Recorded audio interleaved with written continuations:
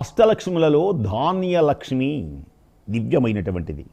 మానవుడికి ఎన్ని సిరి సంపదలున్నా, ఎన్ని భోగభాగ్యములున్నా, ఎంతటి అధికారమున్నా, ఆహారం అనేటువంటిది లేనిది జీవయాత్ర సాగదు.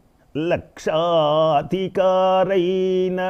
లవణమన్నమే కాని మెరుగు బంగారంబు మృంగబోడు.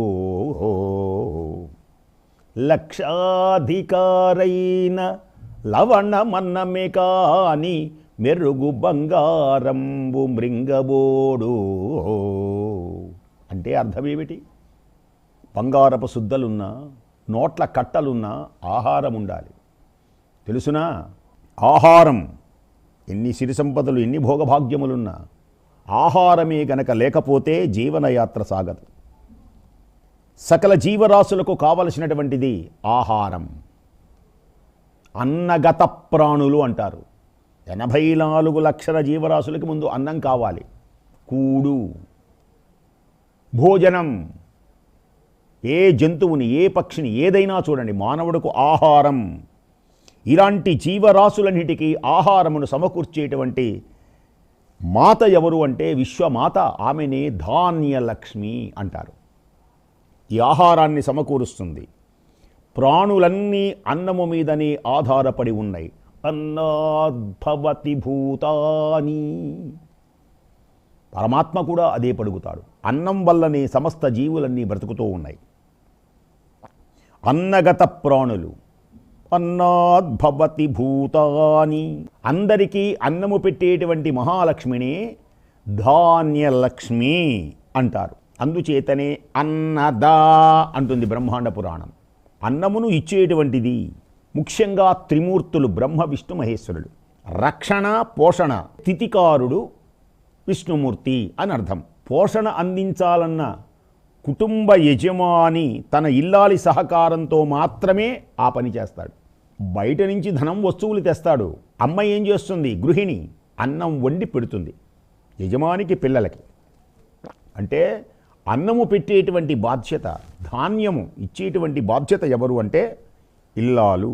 సమస్త సృష్టిని పోషించాలి అనుకున్నప్పుడు మహానుభావుడైనటువంటి ఆయన తన యొక్క ఇల్లాలి సహకారంతో మాత్రమే నిర్వహించగలడు. ఆ పోషించేటువంటి ఆ దివ్యమైనటువంటి ఆశయం మహావిష్ణువుకు నెరవేరాలి అంటే తన ఇల్లాలు ఆ పని చూడవలసి ఉంటుంది. హృత్కమలము అంటే తన యొక్క హృదయమునందే ఆమె ఉన్నది. లక్ష్మీదేవి ఎక్కడుంది?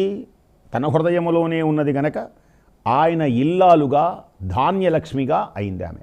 తన భర్త ఇలా చేస్తున్నాడు గనక వీళ్ళందరికీ ధాన్యం ఇవ్వాలి అని ఆమె భావించి ధాన్యలక్ష్మి అయింది. మహావిష్ణువు నిర్వహించవలసినటువంటి పోషణ బాధ్యతని ఆమె స్వీకరించింది. విశ్వకుటుంబిని అయినటువంటి ధాన్యలక్ష్మి.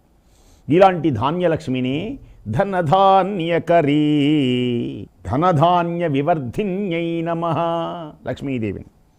విష్ణుతత్వాన్ని పుడికి పుచ్చుకొని విష్ణు మనోనుకూలే అంటారు మంత్రంలో కూడా. విష్ణువు యొక్క మనస్సును గ్రహిస్తుంది. భార్య అలాగే ఉండాలి. తన భర్త యొక్క మనస్సులో ఏమున్నదో తెలుసుకొని ఆ భర్తకు అనుకూలవతి ప్రవర్తించినటువంటి స్త్రీయే ఉత్తమ ఇల్లాలు. ఆమెయే లక్ష్మీదేవి. మనోనుకూలే, విష్ణు మనోనుకూలే. విష్ణువు యొక్క మనస్సుకు వ్యతిరేకంగా నడవకూడదు ఏ ఇల్లాలు. భర్త యొక్క మనస్సు తెలుసుకుని ప్రవర్తించగలగాలి. అన్నం పెట్టడమే కాదు, తానే స్వయం అన్నం అయిపోయింది ఆమె. ఆయన పోషణ మరి బాధ్యత స్వీకరించింది. ఆమె అన్నమైపోయి అందుకనే ధాన్యలక్ష్మిగా అవతరించింది ఆ విశ్వకుటుంబిని. శ్రీ మహావిష్ణువు ప్రాణులందరికీ తానే అన్నమవుతున్నాడు. అన్నము తినేటువంటి ప్రాణుల లోపల ప్రాణశక్తిగా ఉంటున్నాడు. అఖం వైశ్వానరో భూత్వా ప్రాణినాం దేహమాశ్రితః. భక్ష్య, భోజ్య, లేహ్య, తోష్యములు చతుర్విధం.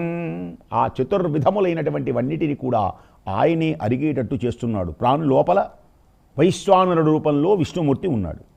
అందుకనే భోజనం, భోజనం భోక్త సర్వము నారాయణుడే. భోజనము ఇచ్చేది నారాయణుడే, భోక్త నారాయణుడే. తాను వైశ్వానర అగ్నిలోపలలా ఉన్నది నారాయణుడే. అందుచేతనే ఆహార పదార్థములు ప్రాణ అపాన వాయువుల యొక్క సహకారంతో జీర్ణమయ్యేలా చేసేటువంటి వాడు కూడా మహానుభావుడు విష్ణుమూర్తియే.